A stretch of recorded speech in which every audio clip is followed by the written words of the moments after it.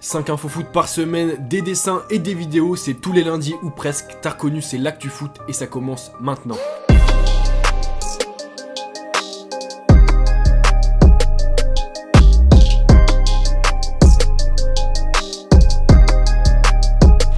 Salut les socios, on se retrouve aujourd'hui pour l'actu foot. Comme chaque semaine, on commence rapidement par le quiz de début de vidéo. La réponse à la dernière question était 600, soit la barre symbolique de nombre de buts en club qui a été dépassée le week-end dernier par Cristiano Ronaldo. Vous avez été nombreux à trouver la bonne réponse, bravo à vous. Et la question d'aujourd'hui les gars, à laquelle il va falloir répondre en masse en commentaire, c'est la suivante. Ribéry a annoncé ce week-end qu'il quittera à la fin de la saison le Bayern Munich, mais combien de saisons aura-t-il passé en tout en Bavière? Réponse A, 9 saisons, réponse B, 10, réponse C, 11 ou bien réponse D, 12.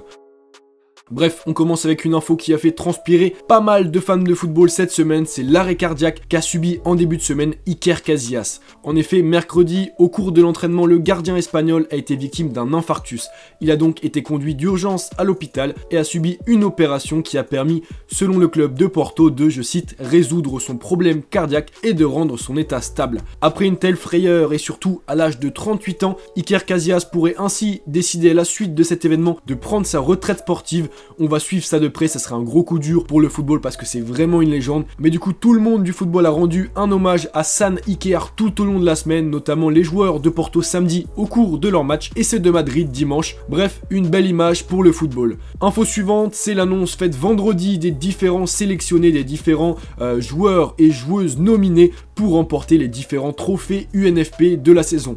Alors, pour la meilleure joueuse de Division 1, on a un gros monopole lyonnais puisqu'il n'y a qu'une seule parisienne, c'est Diani, alors qu'il y a 4 lyonnaises, Majri, Henry, Le Sommer et Marozane. Pour le football masculin, voici les 5 nominés pour être élus entraîneur de l'année en Ligue 1 avec Galtier, Thierry Lauré, Bruno Genesio, Thomas Tourel et encore Guillon, l'entraîneur du Stade de Reims. Dites-moi ce que vous en pensez. Une autre nomination qui a fait énormément débat, c'est les 5 nominés pour le meilleur joueur français évoluant à l'étranger. Voici les 5 nominés: Karim Benzema, Antoine Griezmann, N'Golo Kanté, Hugo Lloris et Paul Pogba, et donc ça fait énormément débat également parce que voilà, certains estimaient qu'Antoine Griezmann et même N'Golo Kanté, qui fait une saison un peu moins bien, ne méritaient pas d'être dans cette liste. Et enfin, et là il y a pas mal eu de débats, c'est les 5 nominés pour être élus joueurs de Ligue 1 de l'année, avec la présence assez surprise et même assez polémique d'Hatem Ben Arfa, qui a fait voilà beaucoup de débats parce que voilà, il a pas été si décisif que ça les gars en Ligue 1, je précise bien. Il a marqué 7 buts, il a fait 2 passes décisives, donc c'est un bon total, mais voilà, il y a rien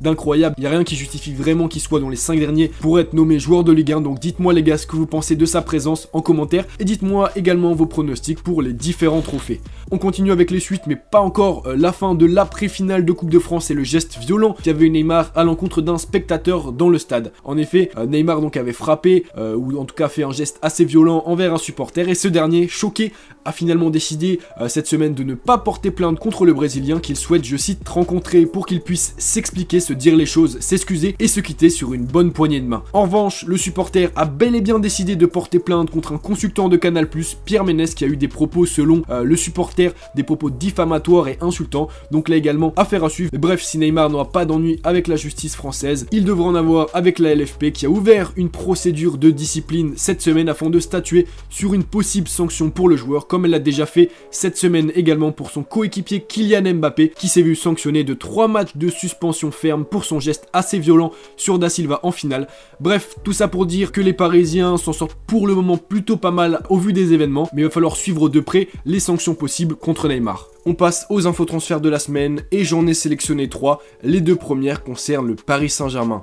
Après une saison plutôt ratée, un grand nettoyage pourrait arriver cet été dans le vestiaire parisien et de nombreux noms sont annoncés à Paris. Et parmi eux, on retrouve 2 joueurs de l'Ajax, David Neres et Danny Van de Beek, qui seraient 2 cibles prioritaires pour les dirigeants du Paris Saint-Germain. En effet, selon Paris United, qui est une source assez fiable, le club de la capitale serait assez avancé sur les 2 dossiers. Antero Henrique aurait même rencontré cette semaine à Doha l'agent de Danny Van de Beek afin d'entamer les négociations, mais peu d'informations ont davantage été données. En termes de montant du transfert, un chèque de 50 millions d'euros sera nécessaire pour faire venir le Brésilien Neres, alors qu'on parle parle d'au moins 60 millions d'euros pour le milieu néerlandais. Reste donc à savoir si Paris pourrait se permettre de dépenser 110 millions d'euros. Bien évidemment, eux, ils ont la volonté d'offrir ces 110 millions d'euros à l'Ajax, mais voilà, le fair play financier plane déjà sur eux. Donc affaire à suivre, donc peut-être que Paris devra vendre pour récupérer un peu d'argent. Enfin, la troisième information transfert de la semaine, c'est la relance par Zidane du dossier N'Golo Kanté. En effet, alors que l'arrivée de Pogba à Madrid semblait quasiment réglée, quasiment bouclée, tout semble se compliquer depuis, et donc l'entraîneur français aurait décidé, selon le Daily Express, de s'informer sur la disponibilité d'un autre milieu de terrain français, N'Golo Kanté. Moins efficace que la saison dernière depuis qu'il a été replacé offensivement par Sarri,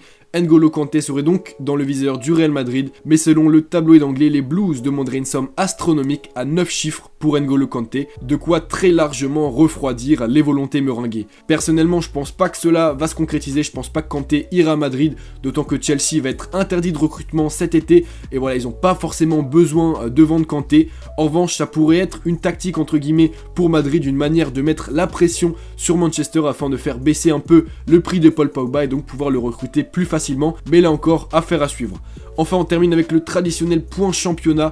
En Ligue 1, l'OM s'éloigne de plus en plus de l'Europe après son match nul, un partout face à Strasbourg, tandis que Lille et Lyon filent vers la Ligue des Champions, même si Saint-Etienne reste juste derrière l'Olympique Lyonnais. En Première Ligue, Arsenal et Manchester ont dit adieu ou presque à la Ligue des Champions après leurs matchs nuls respectifs, alors qu'en Allemagne, le Borussia semble plus que jamais laisser filer le Bayern Munich vers un nouveau titre. A noter également ce week-end les titres de champion de Copenhague au Danemark, du PAOK en Grèce et du Celtic Glasgow en Écosse. Et donc voilà les gars, c'est déjà la fin de cette Actu Foot, j'espère que vous avez apprécié et que vous avez appris des choses, c'est le principal. N'oubliez pas de lâcher votre gros like, on se retrouve très rapidement pour une nouvelle vidéo, c'était Val, peace.